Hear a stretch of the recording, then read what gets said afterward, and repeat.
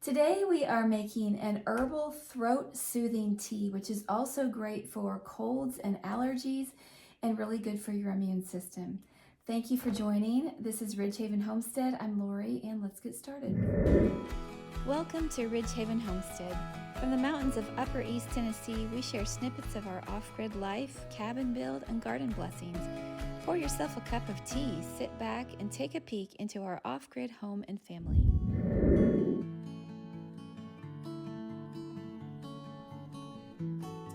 Recently, we had a cold or a sickness come through our house. Sooner or later, it's going to come through your house just like it came through ours.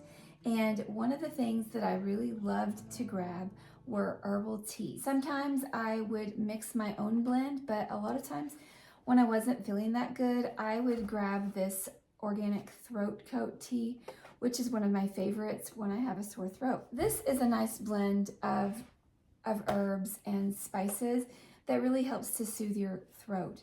But I don't always like to stick to only the ingredients in here. This is a wonderful tea, but a lot of times I like to make my own blend, and that's what we're going to be doing today. Another reason that I often like to make this blend myself is that I can determine how much slippery elm and how much of the other herbs that I put in, depending on how scratchy my throat feels.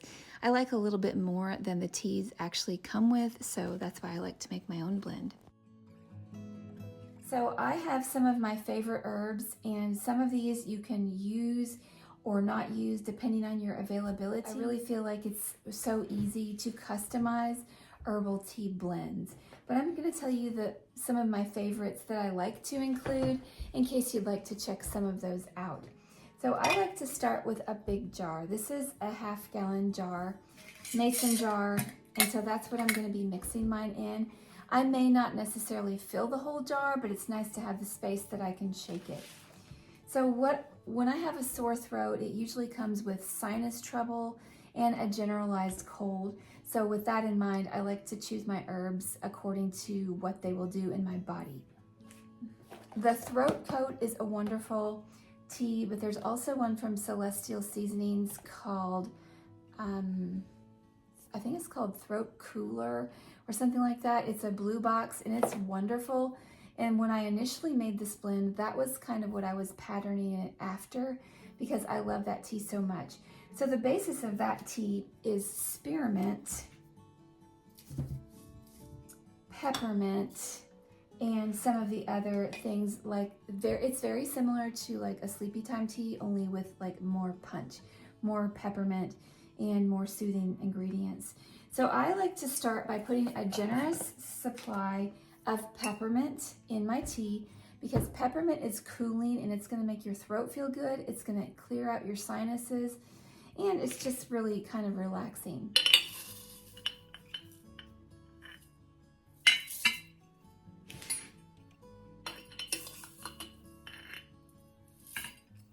Peppermint tea is also a great little pick-me-up. Okay, the peppermint and the spearmint really work well together. Both of these herbs are some that I have grown on our homestead. The peppermint that I'm using is a chocolate mint that I have dried. It is so nice and minty. And then the spearmint is one that I have growing in my herb garden as well. And I'm just gonna put a generous supply of spearmint leaves. You don't have to use leaves that you've dried yourself or grown yourself. You can use some that you pick up at a bulk food store. I like to add more spearmint than anything because if you drink like sleepy time tea, it has a lot of spearmint in it. Spearmint is not only spicy, but it's kind of sweet, and so it's really a nice gentle herb, and it just tastes good. So it makes all these other herbs blend well together and taste good. So the peppermint and the spearmint are kind of like the main part of the tea. And then I like to add other things to either add flavor or add medicinal benefits. Now, one of those for medicinal benefits that we are adding is goldenrod. I have recently dried a lot of goldenrod that Greg brought home, and I'm so thankful. It is a strong smelling herb, and I'm using the leaves and the flowers, but it is really, really nice for respiratory ailments. And I did find this out. We did make a lot of tea with goldenrod in it. It is a soothing herb, and it does make a nice tea. It blends well with your mints, and it's good for your whole respiratory system. Okay, just as a general immune boosting herb, I like to add some holy basil. It also smells and tastes really good. But holy basil is one of the strongest adaptogen herbs, and so we're going to add a generous supply of holy basil. Now, I did grow and dry this as well. We really love holy basil, and we've been really blessed on our homestead. Once we planted it 1 year, it has come back for probably at least 5 years. So holy basil also tastes really good. It's a yummy herb. Okay, another one mostly for flavor, but it does have some relaxing benefits, and I think I don't know all the benefits of lemon verbena except that it is a very relaxing herb and it tastes amazing. So lemon verbena, unfortunately, I had my last year of lemon verbena before my plant died, so I'm going to have to get another one to carry on these benefits. And this is packed in here, so I'm going to have to scrape it out. Now you'll notice that I'm not really measuring a specific amount of any of these things. And that's right, I just kind of eyeball it. I add like twice as much of this and half as much of the other. I just do it basically to taste, and then I like to use the mints in high proportions, and those that have medicinal benefits I like to use also in high proportions. But the lemon verbena is mostly for flavor. Another one that I'm adding for flavor, but it also has calming effects, is anise hyssop. It's one of my favorite herbs that I grow. So I'm just going to put some of these leaves in there. It adds a slight licorice flavor, and it's really quite nice. Or anise flavor. Okay, nettle is one that I'm not really adding for flavor, but if you have watched some of my videos before where we talk about nettle leaf for seasonal allergies, it is a great antihistamine herb, and so you can make a tea year-round for combating seasonal allergies, and then also for cold and flu season. It's really quite nice. It tastes almost milky. It has a bland flavor that, I don't find it to be bad at all. So it's stinging nettle. It's dried. I don't dry this my own. I get this from Bulgaria, but I'm going to add a hefty amount of that because when we have cold and flu season and allergies and sore throats, nettle is one of those that really is good for our body. And all of these herbs that are very green, they provide vitamins and minerals that our body needs. So they do have iron in them, and they do have other vitamins and minerals that are really good for us when we drink the tea made from them. Okay, so the other herbs that I have now are herbs that we got from the health food store. So we're going to use them in lesser quantities. We're mixing them in because we want their medicinal benefits as well. So the first one that we're going to add is licorice root. And this has a very nice flavor. It actually tastes kind of sweet, but licorice root has antibacterial properties to it.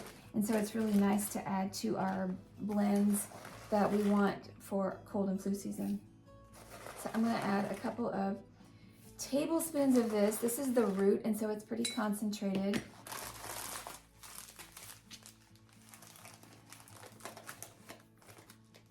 I have a little bag of old goldenrod, and I say old, it's just because this is not what I've dried for myself. So I'm going to go ahead and add this as well because we're using fresh goldenrod that we've freshly dried. So we're going to use this one up since it's older. Another herb that's really nice to know for your throat is marshmallow root. And this is not the same thing that they make marshmallows from, but it does taste it does smell kind of sweet, and it's really soothing for your mucous membrane. So if you have a cough, marshmallow root is a nice one to add. And so the marshmallow and the next one are those that can help you with mucus and just in general coughs, and it's really soothing for your throat. So I'm adding that, and this is a very fluffy herb.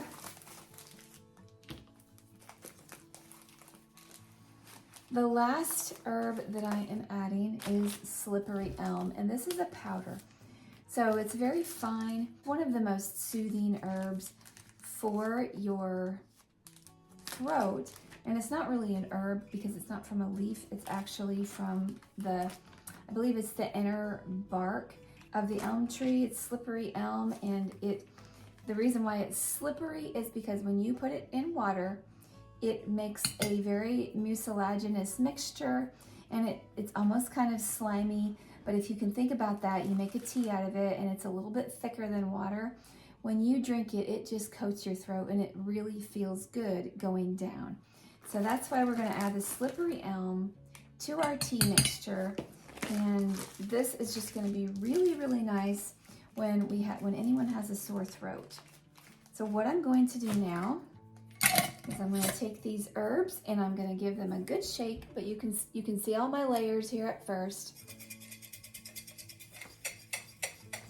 Okay, we've got it shaken up pretty well. Some of the slippery elm still needs to be incorporated a little bit better. But once you have it mixed up, then you can make adjustments if you want to. If you wanted to fill this whole jar, you could add other things to it, like more of the different herbs, but this is plenty for us.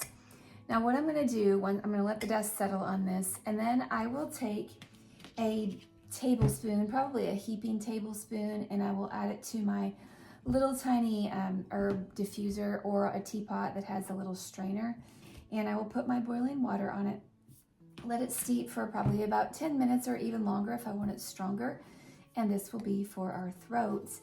And so I'm going to go ahead and label this as throat soothing tea. One thing that you may want to do that I did not do was reserve the slippery elm to stir in later, because it does kind of clump up your filter and you can easily stir it in for the same benefits. But it's not only for your throat, it can be for your throat and your sinuses and just any kind of head cold. It's wonderful, or any kind of cough. Grab this tea blend, and if you don't have some of these components, it'll be okay. Use the ones that you have, and then slowly build your store up, and pretty soon you'll have a nice supply of herbs, and you can grab something like this, or you can stick to a pre-made tea with similar ingredients. Any one of those is going to be great to have during a cold and sickness period, and it's nice to have it made up. I will tell you that if you are the one suffering from a scratchy throat or a cough or not feeling very good, that's not the time to be making this herbal blend. You want to make it beforehand so you can have it on your shelf and not have to think about it, and then you can grab it in a pinch, and other people can grab it and they'll see, oh, a throat soothing tea, that's what I want. So I hope this gives you some ideas. We are going to be making some other things in the future, like herbal cough drops and some herbal immune boosting syrups and tinctures that will help our whole body stay well, fight disease, and kind of an interesting thing to learn. I found it really fascinating, so I want to share what I have recently learned with you. I appreciate you coming by. Let me know if you make any of these things, and until next time, stay safe, be well, and may God bless you.